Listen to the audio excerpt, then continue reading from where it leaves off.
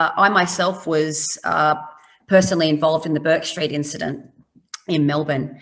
And I will talk about this respectfully because a lot of my dear colleagues and friends were actually physically injured in that particular event.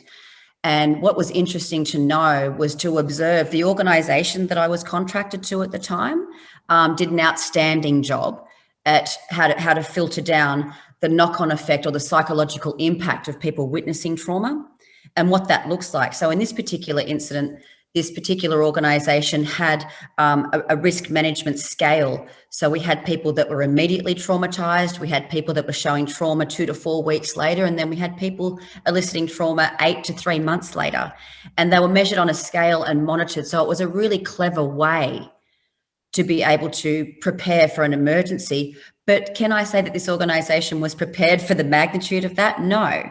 But it was a really clever way. And I would love to take that particular scale and show all industries that that's what they need to do. But also, it's going to vary from industry to industry as well, only slightly. The basic methodology of emergency management systems will stay the same, but it just depends on what level of risk that industry is exposed to and what the likelihood of, take a classic risk management matrix. What's the likelihood of an event happening? And then what occurs after that? But that's the thing about psychosocial or psychological response to things like trauma, is that it's not a one size fits all, and companies and organizations and industry need to be prepared for that. The story that I have here is that this particular organization had EAP on site after the Birch Street incident. Now that EAP person was in a room all day, 5 days a week, and probably spoke to 4 people. By the 8-week mark, she was booked out.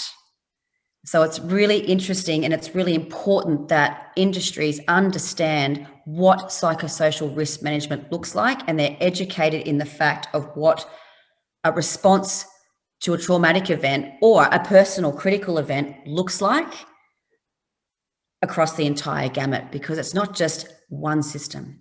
There's a lot of work to be done in the area.